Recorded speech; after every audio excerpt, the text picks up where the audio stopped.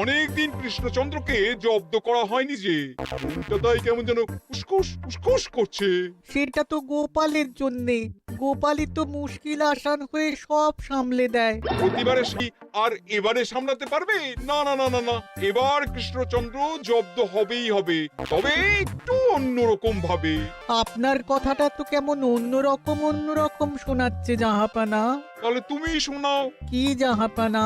আমার কত ধনরত্ন আছে সেটা কি তোমার জানা আছে উজির? না জাহাপানা, তবে জানার আগ্রহ আছে বিস্তর।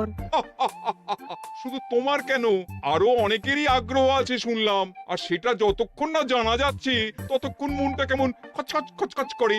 করে বই কি, এই তো প্রশ্নটা শোনার পর থেকেই আমার মনটাই কেমন একটা উসকুস উসকুস করতে শুরু করে দিয়েছে। আমার হাতে একটা অস্ত্র চলে এসেছে, এবার তাই আমি এমন এক প্যাঁচ কষবো যে কৃষ্ণচন্দ্র মনে মনে কিছুতেই শান্তি পাবে না, আর তাকে অশান্তিতে রাখতে পারলে আমার যে কি শান্তি কি শান্তি, কি বলবো।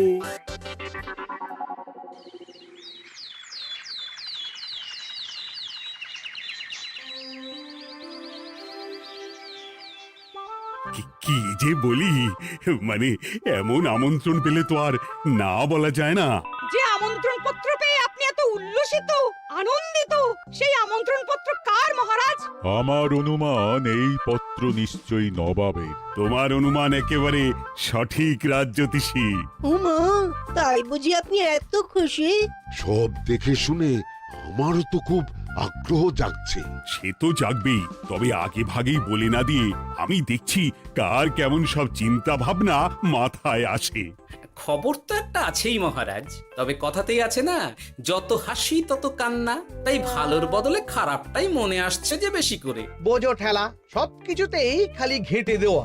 সত্যি গোপাল, আজকাল যেন সবেতেই তুমি নেতিবাচক কথা বলো। এটাই তো গোপালের স্বভাব মহারাজ। সে যাই হোক, গোপালের অকর্মণ্যতা টের পেয়েই বোধ হয় নবাব শুধু আমাকে আর মন্ত্রীকে মুর্শিদাবাদে যাওয়ার নিমন্ত্রণ করেছেন। বেশ তো, ঘুরে আসুন না তবে, শুভস্য শীঘ্রম।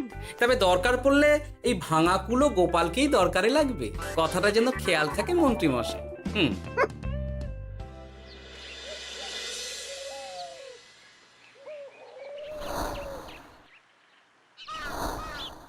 খেয়াল করেছো গিন্নি, আজকাল আমি কেমন কথায় কথায় গোপালকে চুপ করিয়ে দিচ্ছি।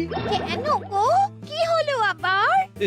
হবে আবার কি, নবাব বাহাদুর আমাকে আর মহারাজকে নিমন্ত্রণ করেছেন তার খাস মহলে। ও শুনে যে আমার কি আনন্দ হচ্ছে। ও তাহলে এই ব্যাপার।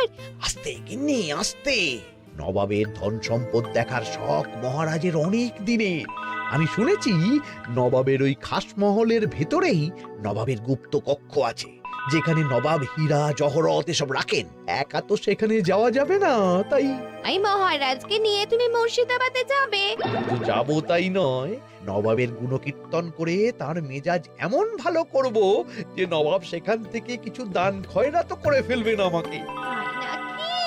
তবে না তো কি, গোপাল তো খেতে পাবেই না, গন্ধও শুঁকতে পারবে না। তুমি তো বারবারই চেষ্টা করো গোপালকে সরিয়ে দিয়ে বাজিমাত করতে, কিন্তু শেষ পর্যন্ত চিৎকার হয়ে যাও।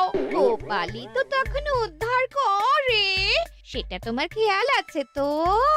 আমার মাঝে মাঝে সন্দেহ হয় গিন্নি, তুমি তলায় তলায় দল বদল করে গোপালের দলে চলে যাওনি তো?